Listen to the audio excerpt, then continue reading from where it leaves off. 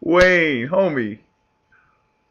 Let me see. Let me read what Wayne said. Wayne put Labor Day became a federal holiday in 1894 when, following the deaths of a number of workers at the hands of the U.S. military and U.S. Marshals during the Pullman strike, President Grover Cleveland and it cut off, man.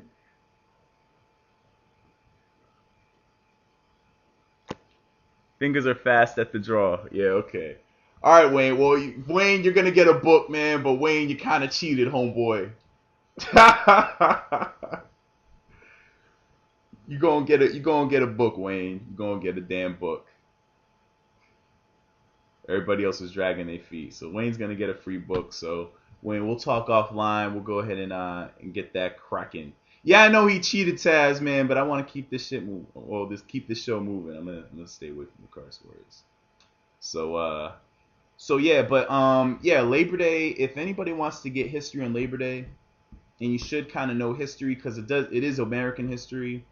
And just some background, as you know, the holiday or the whole thing came about actually in 1882. And there were a lot of workers, of course, who were working on the railroad. And I think it became an official holiday in 1894. And right, yeah, there were a lot of workers who were striking because the conditions on working on a lot of these railroads were really, really bad. Back in the day, they were laying track all over the U.S. A lot of the track that you see now is pretty much reconstructed track from what's been there for dozens of years. And if you really think about it, a lot of this, 1882, 1894, it came only, 1882 was how many years after slavery was abolished? 17 years. And so while you had a lot of blacks who were indentured servants at that time, coming out of slavery, they were still working because it's not like every black was given 40 acres and a mule because it didn't happen. So what ended up happening was, a lot of course, there were no more slaves per se. There was no more, or there was much less free labor. So a lot of the workers, or a lot of the white men and a lot of the working class people. I'm not even gonna say white men, but just the working class sector of the U.S. They were really just like saying, well, look, someone has to work on these railroads, and the conditions were bad. The conditions were horrible. A lot of people went on strike, and it caused a lot of turmoil. So, I'm not a huge history buff, but I did know that. So if you want to go ahead and get more details on that, you should kind of know. Go to Google and put in Pullman strike and Labor Day, and you'll see more about that. All right. So I see you, Joe Cool. Joe Cool's in the room. Joe Cool is a DJ, so you can go ahead on Facebook and check him out.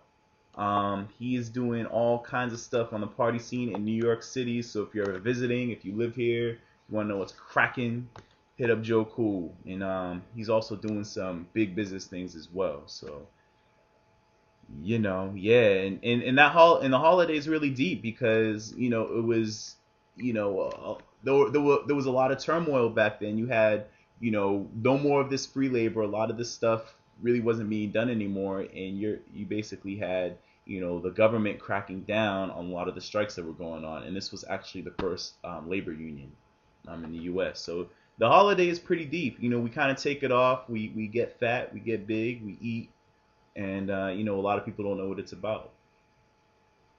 You know. So all right. Chris said next question. I'll come up with a question a little bit later on. We got to keep everybody tuned in. So how do I feel about entrepreneurship versus having a 9 to 5? All right. So I'm gonna spit the business game. All right. Now, in terms of entrepreneurship versus having a 9 to 5, I first of all, whether you have a 9 to 5 or you're strictly a salesperson, I mean, you have all kinds of entrepreneurs.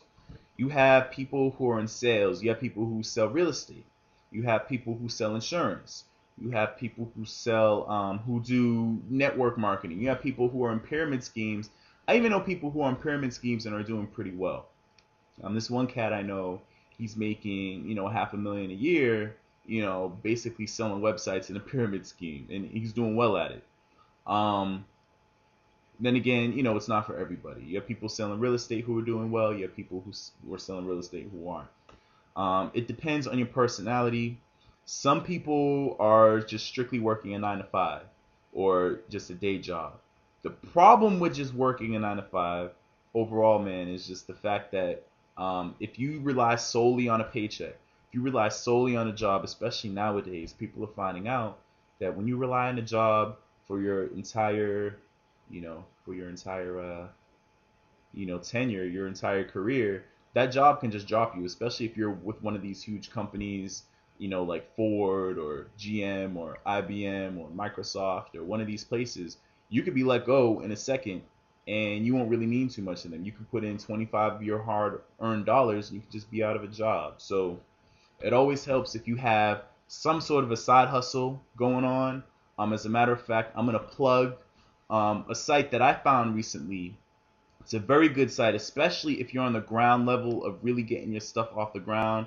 It's riseandgrind.com. So I'm going to go ahead and put this link up. And the guy who runs that, he calls himself Freeman. His name is David Freeman, and he's real, he's real good. Real good, real cool people, real good spit. I was listening to his stuff in the car today, man, and he has a lot of really good business advice. It's very motivational, very good to, kind of get you on your feet. So yeah, entrepreneurship is real though. Joe Cool said every time someone spits real-ish, this Ustream freezes.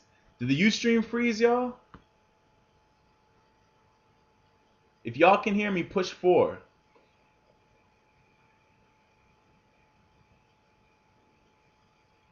Okay, all right. So Young Suave can hear me.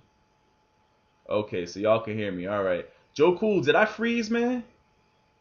Maybe it's my connection. Maybe there's a conspiracy or something.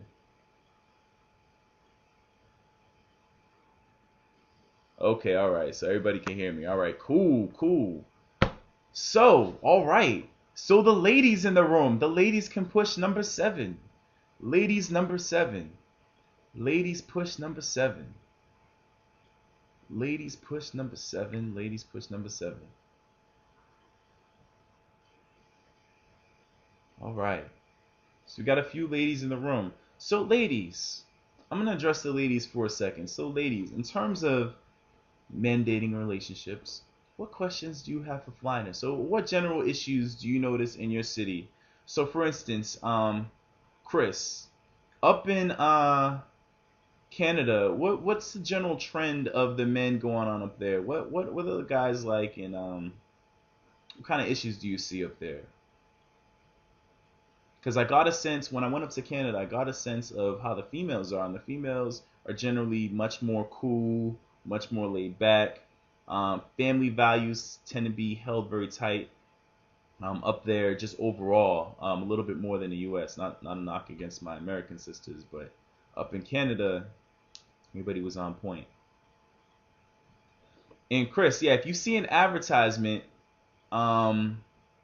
if you can hear me and you see the advertisement, you should be able to click on the X. But if there's an advertisement covering the whole screen, you have to, I guess, wait for it to go away. So, yeah, these advertisements, this whole new Ustream format is a little funky. You kind of have to get used to it. All right, so Phil says, I want to advertise with Flyness Models or Flyness Publishing. How can I do that? The way you get in on the ground floor and you want to advertise, you want to get some models holding your products. You're selling a brand of underwear. You're selling some lingerie. You're selling sneakers. You're in the cell phone game. Whatever. You can have some of the models doing this. You know what I mean? Wearing your T-shirts, wearing your designs, and you can actually have the models go on ahead and push your stuff. So if you want info on how to do that, we do photo shoots all day, all night. We pick really fly young ladies to do it. As a matter of fact, I'm going to show you guys a clip or an image that was just shot yesterday or the day before yesterday. So let's see. Give me one moment. Should be right here.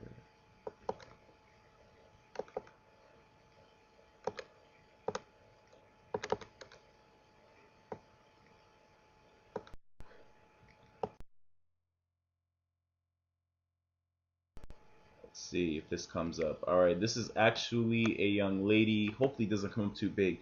This is a young lady. She had never modeled before, but she obviously looks real good, and she's actually pushing flynessmodels.com. So check this out.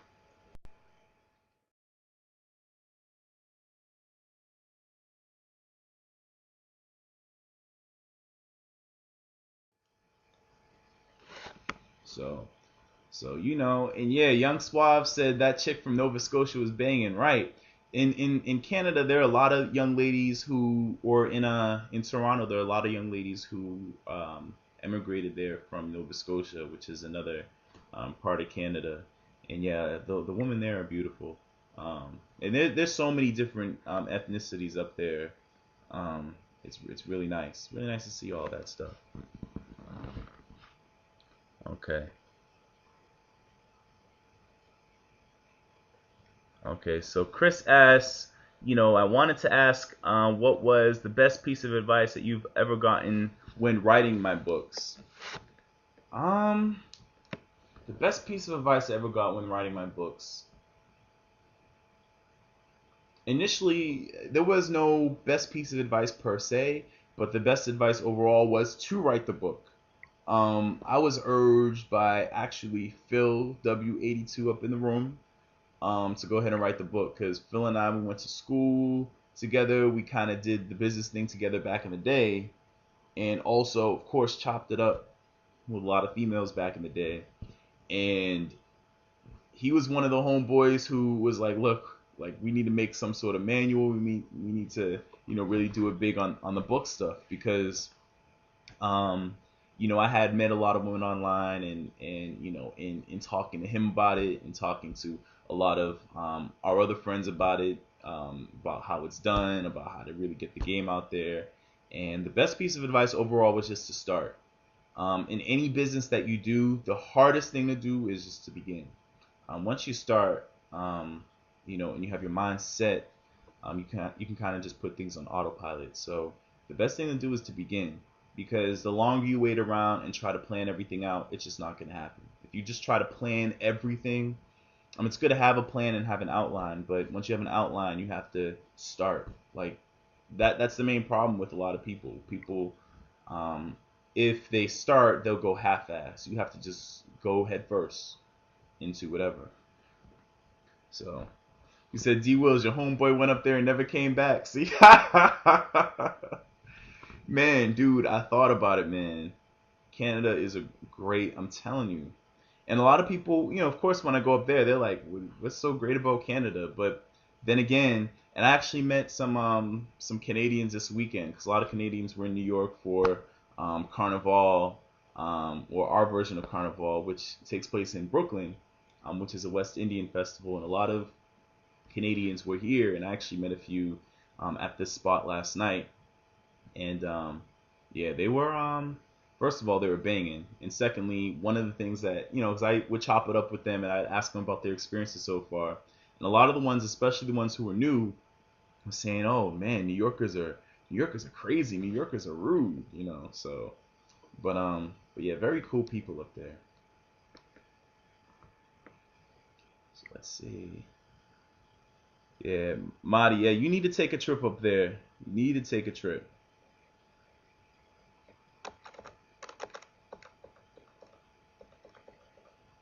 What's up? I appreciate it. Appreciate the cosign. Princess Nicole. Now, Princess Nicole, now where are you from? I thought I saw your city. I know someone was from New Orleans.